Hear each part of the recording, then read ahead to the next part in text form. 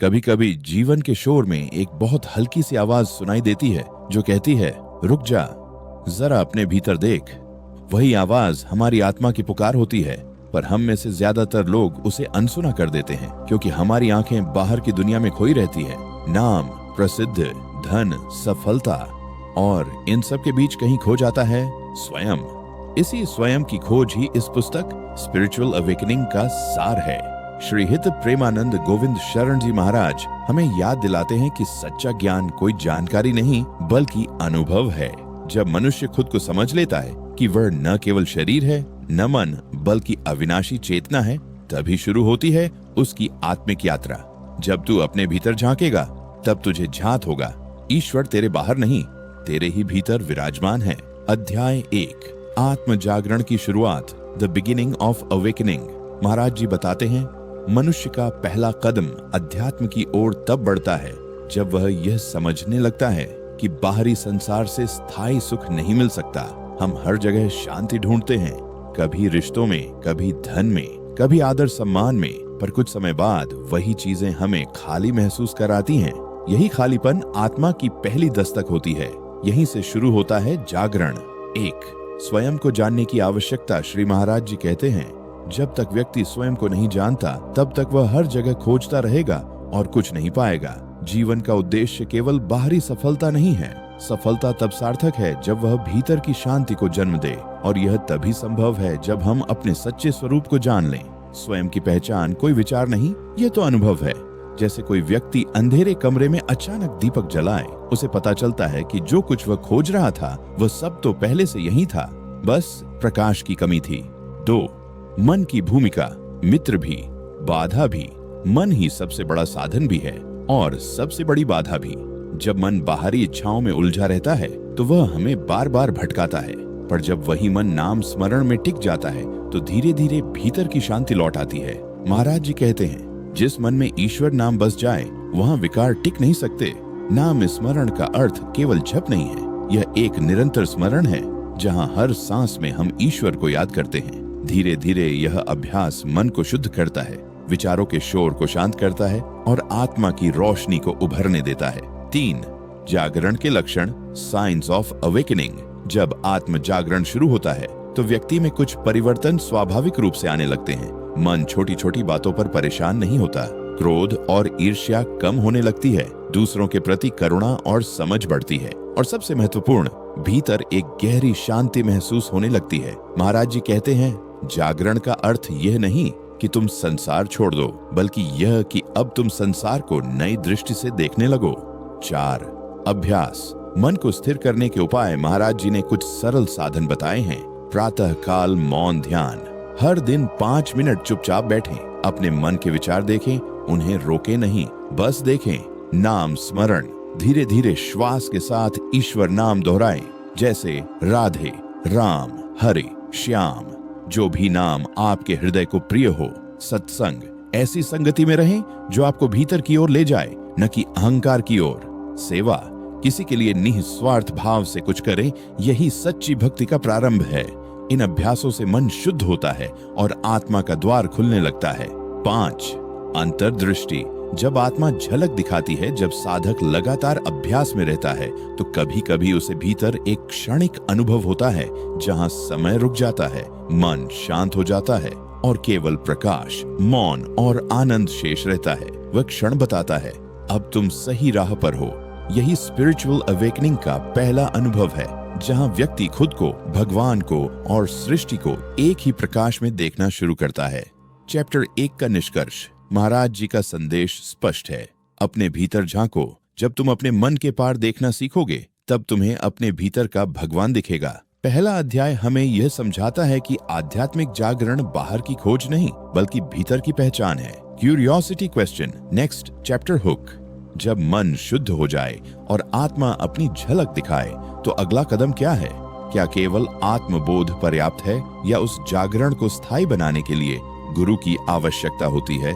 इस रहस्य को जानने के लिए सुनिए स्पिरिचुअल अवेकनिंग चैप्टर 2, गुरु कृपा का प्रकाश, बाय श्री हित प्रेमानंद गोविंद शरण जी महाराज। जब साधक तैयार होता है तब गुरु प्रकट होते हैं। महाराज जी कहते हैं, जब हृदय सच्चे ज्ञान की प्यास से भर जाता है तब स्वयं भगवान गुरु के रूप में प्रकट होते हैं। साधक का पहला कदम आत्म जागरण होता है, परंतु दूसरा और सबसे महत्वपूर्ण कदम है गुरु कृपा का अनुभव, क्योंकि जागरण की ज्योति को स्थायी बनाए रखना केवल साधना से नहीं, गुरु के स्पर्श से संभव होता है। गुरु कोई बाहरी व्यक्ति नहीं, वे तो उस दिव्य चेतना का माध्यम है जो हमें हमारे भीतर के भगवान तक पहुंचाती है। एक गुरु का वास्तविक अर्थ महाराज जी स्पष्ट करते हैं। गुरु वही है जो अंधकार को मिटा दे। कु का अर्थ है अंधकार और रू का अर्थ है प्रकाश। गुरु वह है जो अज्ञान के अंधकार को हटाकर ज्ञान का प्रकाश जलाए।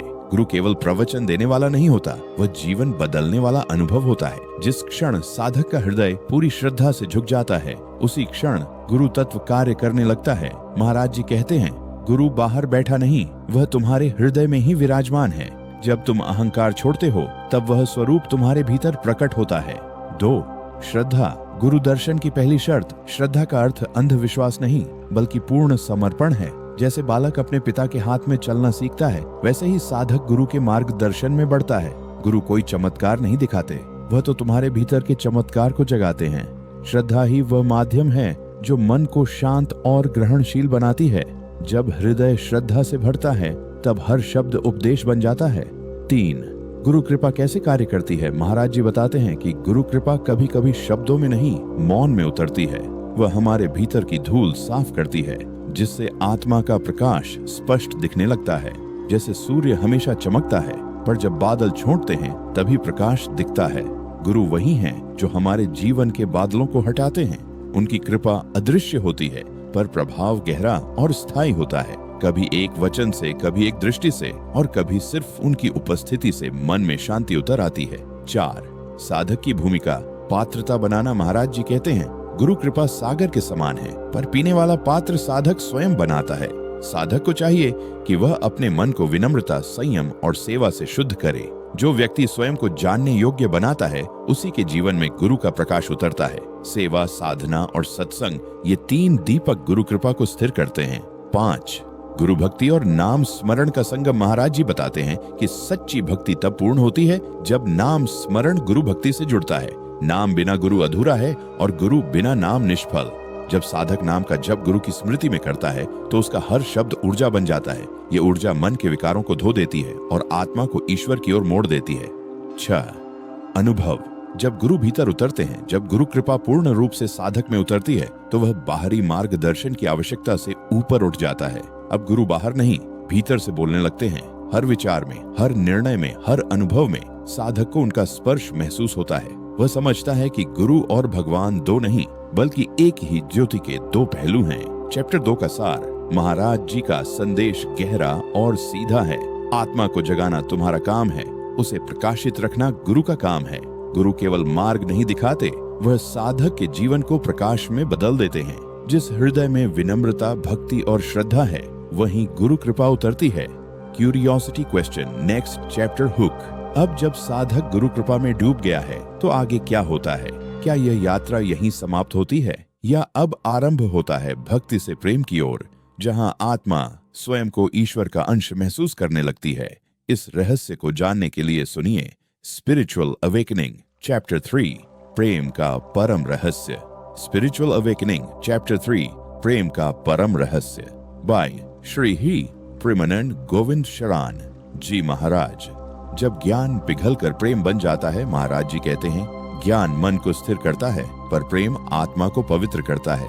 जब साधक ने आत्म जागरण पा लिया, गुरु कृपा का अनुभव कर लिया, तब उसकी यात्रा का अगला चरण है प्रेम का अनुभव, जहां शब्द समाप्त हो जाते हैं और केवल भावना रह जाती है। ये प्रेम सामान्य नहीं है, ये वह प्रेम है जो न किसी अपेक्षा से जुड़ा है और न किसी शर्त से। ये प्रेम भगवान से नहीं बल्कि भगवान में होता है। 1. प्रेम भक्ति की आत्मा। महाराज जी कहते हैं, भक्ति का मूल प्रेम है और प्रेम का मूल ईश्वर है। भक्ति तब तक अधूरी है जब तक उसमें अनुराग और विरह की गहराई न हो। जब साधक प्रेम के पथ पर बढ़ता है तो वह केवल पूजा नहीं करता, वह हर क्षण भगवान को महसूस करता है। वह देखता है कि वृक्ष की हर पत्ती, हवा की हर लहर और हृदय की हर धड़कन में वही एक परम शक्ति विद्यमान है। 2.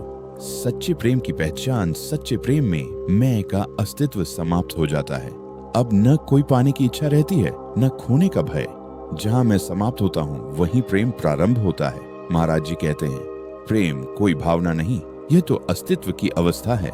जब प्रेम आता है तो वह साधक को भीतर से बदल देता है। उसका दृष्टिकोण, व्यवहार और जीवन सब प्रेममय हो जाता है। अब वह दूसरों को दोष नहीं देता, क्योंकि वह हर प्राणी में वही परमात्मा देखता है। 3. विरह। प्रेम की परीक्षा महाराज जी बताते हैं कि सच्चे प्रेम की पहचान विरह से होती है। जब साधक भगवान के दर्शन की उत्कंठा में तड़पता है, जब वह हर पल उन्हें पुकारता है, तब उसका हृदय शुद्ध होता जाता है। वह तड़प ही भक्ति की ऊष्मा है, जो हृदय को पिघलाकर प्रेम में बदल देती है। जिसने विरह नहीं जाना, उसने प्रेम की गहराई नहीं समझी। 4. प्रेम की साधना कैसे करें हृदय को तैयार। महाराज जी ने प्रेम की साधना के कुछ सरल उपाय बताए हैं। नाम स्मरण में भावना जोड़ें। सिर्फ जप नहीं, बल्कि हर नाम के साथ भावना रखें। जैसे हर राधे के साथ मन में श्री राधा रानी का स्वरूप देखें। नित्य भजन और कीर्तन, संगीत के माध्यम से मन को प्रेममय बनाएं। जब सुर और भाव मिलते हैं तो हृदय स्वाभाविक रूप से पवित्र होता है। भगवान से संवाद करें, उनसे ऐसे बात करें जैसे अपने प्रिय से करते हैं, सरल, सच्चे और निष्कपट भाव से। कृतज्ञता, ग्रेटिट्यूड, हर छोटी चीज में भगवान का आभार माने, यही प्रेम का पहला बीज है। 5. प्रेम की पराकाष्ठा। जब साधक और भगवान एक हो जाते हैं, जैसे जैसे प्रेम गहराता है, साधक और भगवान के बीच की दूरी मिटती जाती है। अब साधक प्रार्थना नहीं करता, क्योंकि उसे एहसास हो जाता है मैं और तू अलग नहीं। महाराज जी कहते हैं, प्रेम में मिलन नहीं होता, क्योंकि वहाँ दो नहीं रहते, केवल एक परम चेतना शेष रह जाती है। ये वही अवस्था है जिसे परमानंद कहा गया है, जहाँ साधक भीतर और बाहर हर जगह ईश्वर के प्रेम का रस अनुभव करता है।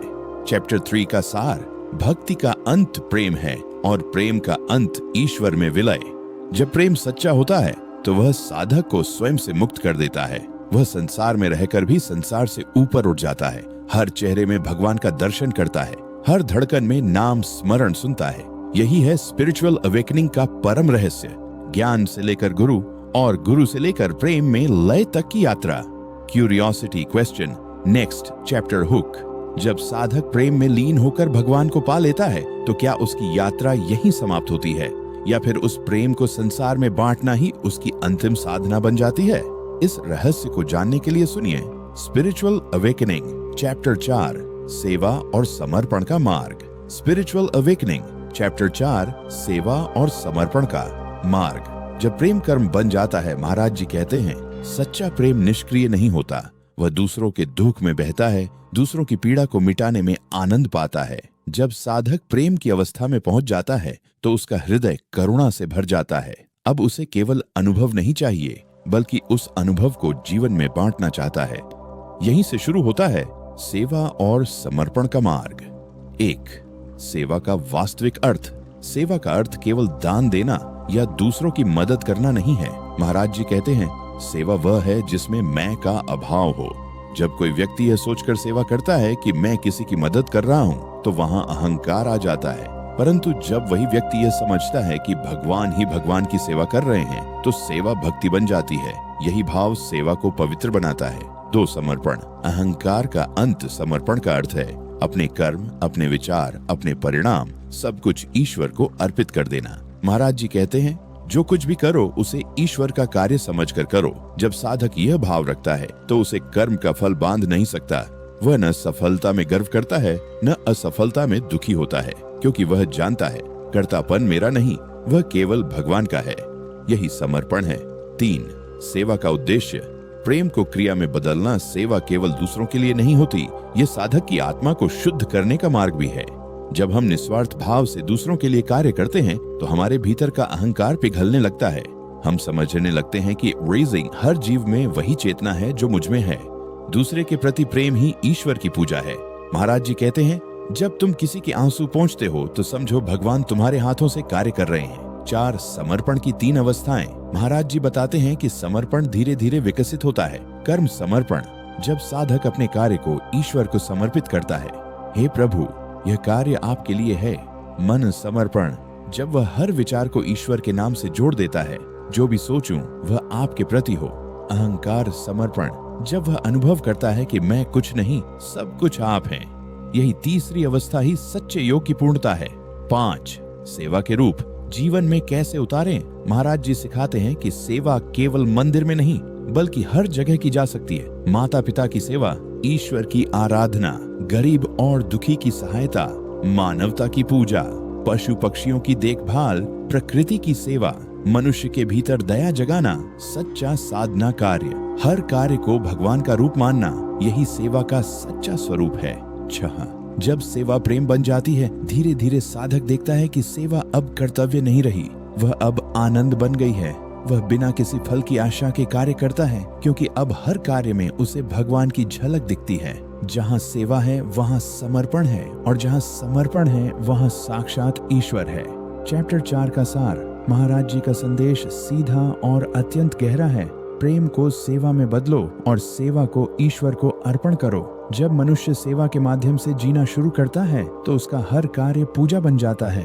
वह संसार में रहकर भी संसार से ऊपर उठ जाता है, क्योंकि अब उसका जीवन स्वयं ईश्वर का साधन बन जाता है। Curiosity question, next chapter hook. जब साधक प्रेम और सेवा में लीन होकर स्वयं को ईश्वर को समर्पित कर देता है तो उसके भीतर जो शांति और प्रकाश प्रकट होता है, क्या वही अंतिम मोक्ष है या फिर इस अवस्था से आगे भी कुछ है, जहां आत्मा सृष्टि में विलीन होकर पूर्णता का अनुभव करती है? इस रहस्य को जानने के लिए सुनिए स्पिरिचुअल अवेकनिंग चैप्टर 5, आत्मा की पूर्णता और मोक्ष का अनुभव।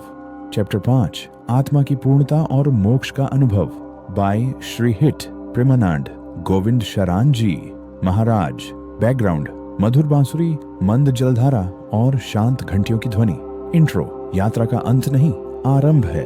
ये महाराज जी कहते हैं, मोक्ष कोई मृत्यु के बाद की अवस्था नहीं, ये तो जीवन में ही अनुभव किया जा सकता है। साधक जब प्रेम, सेवा और समर्पण की गहराई में उतरता है तो उसके भीतर एक दिव्य निस्तब्धता उतरती है। वह अनुभव करता है कि जो कुछ मैं खोज रहा था वह सब कुछ पहले से मेरे भीतर था। यही है स्पिरिचुअल अवेकनिंग की अंतिम मंजिल, आत्मा की पूर्णता। 1. आत्मा की पहचान। मैं कौन हूँ? महाराज जी कहते हैं, जो यह जान ले कि मैं यह शरीर नहीं, यह मन नहीं, वही मोक्ष का अधिकारी बनता है। हमारी सारी बेचैनी, डर और दुख इस भ्रम से पैदा होते हैं कि हम स्वयं को केवल शरीर मानते हैं। पर जब ध्यान, नाम स्मरण और गुरु कृपा से हम भीतर उतरते हैं तो हमें पता चलता है कि मैं वह चेतना हूँ जो शरीर को देखती है, मैं वह प्रकाश हूँ जो मन को समझता है, मैं वही आत्मा हूँ जो सदा से अजर अमर है। यही बोध मुक्ति की पहली झलक है। 2. मोक्ष कोई गंतव्य नहीं, एक अनुभव है। महाराज जी बताते हैं कि मोक्ष का अर्थ कहीं पहुंचना नहीं बल्कि बंधन से मुक्त होना है। जब मन इच्छाओं से मुक्त होता है, जब हृदय द्वेष और भय से खाली होता है, तब आत्मा स्वाभाविक रूप से मुक्त हो जाती है। मोक्ष का अर्थ है मैं कुछ नहीं, सब कुछ वही। यह अनुभव तब आता है जब साधक ये देखता है कि संसार और आत्मा अलग नहीं है। हर व्यक्ति, हर जीव, हर तत्व एक ही चेतना के अंश हैं। 3. ज्ञान और प्रेम का संगम। मोक्ष केवल ज्ञान से नहीं मिलता और केवल प्रेम से भी नहीं, यह तो दोनों का संगम है। ज्ञान कहता है सब कुछ ब्रह्म है, प्रेम कहता है सब कुछ प्रिय है, और जब दोनों एक हो जाते हैं तब आत्मा कहती है सब कुछ मैं ही हूँ और मैं सब में हूँ। यहाँ साधक और भगवान के बीच कोई अंतर नहीं रह जाता। अब साधक पूछता नहीं, वह केवल होता है। 4. स्थायी शांति। जब मन पूरी तरह विलीन हो जाता है, महाराज जी समझाते हैं, सच्चा ध्यान तब होता है जब ध्यान करने वाला भी समाप्त हो जाए। जब साधक का मन पूर्ण रूप से शांत हो जाता है तो वह किसी वस्तु या विचार पर नहीं टिकता बल्कि स्वयं शांति बन जाता है। यह वही अवस्था है जहाँ समय, मृत्यु और दुख का अस्तित्व समाप्त हो जाता है। यह कोई शब्दों की अनुभूति नहीं, यह अवर्णनीय मौन है। 5. जीवन में मोक्ष का अर्थ। महाराज जी स्पष्ट कहते हैं, मोक्ष संसार छोड़ने में नहीं बल्कि संसार में रहते हुए भी उससे ऊपर उठ जाने में है। जिस व्यक्ति के भीतर आत्मा की ज्योति जल उठती है वह हर स्थिति में शांति अनुभव करता है। वह जानता है कि सब कुछ भगवान की लीला है और वह स्वयं भी उसी लीला का एक अंश है। अब उसका जीवन प्रेम, शांति और सेवा का उदाहरण बन जाता है। 6. आत्मा की पूर्णता। जब सब कुछ एक हो जाता है, यही वह क्षण है जब साधक कह उठता है अब कुछ पाने को शेष नहीं, अब सब कुछ वही है। ये अवस्था परम एकत्व, वननेस की है, जहां अनुभव करने वाला, अनुभव और अनुभूत तीनों मिट जाते हैं। सिर्फ प्रकाश, प्रेम और शांति शेष रह जाते हैं। यही आत्मा की पूर्णता है। चैप्टर 5 का सार। मोक्ष का अर्थ कहीं जाना नहीं बल्कि अपने भीतर लौट आना है। जब साधक स्वयं को, अपने भीतर के ईश्वर को पहचान लेता है तो वही पूर्णता कहलाती है। अब न कोई खोज, न कोई प्रश्न, बस अनंत मौन और अनंत प्रेम। प्रिय श्रोताओं, आज आपने आत्मा की उस यात्रा को सुना जो अंधकार से निकलकर परम प्रकाश तक पहुंचती है। हर शब्द, हर भाव आपको अपने भीतर की गहराई में उतरने का निमंत्रण देता है, क्योंकि सच्ची आध्यात्मिकता कहीं बाहर नहीं बल्कि आपके ही हृदय के मंदिर में निवास करती है। जब मन शांत हो जाता है तो भगवान बोलना नहीं छोड़ते, बल्कि हम उन्हें सुनना शुरू कर देते हैं। आज का अध्याय हमें यही सिखाता है कि आत्मा की पूर्णता तब होती है जब वह केवल स्वयं के लिए नहीं बल्कि पूरे जगत के लिए प्रेम और प्रकाश बन जाती है। अगर इस कथा ने आपके भीतर की शांति को जगाया है तो इसे अपने जीवन का हिस्सा बनाइए। याद रखिए, ज्ञान का मूल्य तभी है जब वह जीवन में उतर जाए। इस यात्रा का अगला अध्याय और भी रहस्यमय है, जहां हम जानेंगे कि क्या आत्मा का प्रकाश मृत्यु के पार भी जीवित रहता है और क्या यह सारा जीवन केवल एक सीख की कड़ी है। ये समझने के लिए सुनिए अगला अध्याय, मृत्यु के पार, आत्मा की अमर यात्रा, जहां जीवन और मृत्यु के रहस्य खुलेंगे और आप समझेंगे मृत्यु अंत नहीं, एक नई शुरुआत है। दोस्तों, अगर यह वीडियो आपके मन को शांति और प्रेरणा दे पाया हो तो इसे लाइक करें, कमेंट में अपने विचार साझा करें और चैनल को सब्सक्राइब करें, ताकि जब अगला अध्याय आए तो आपकी आत्मा उस पुकार को सबसे पहले सुन सके। याद रखिए, प्रकाश कभी बुझता नहीं, वह बस अगले हृदय में जन्म लेता है।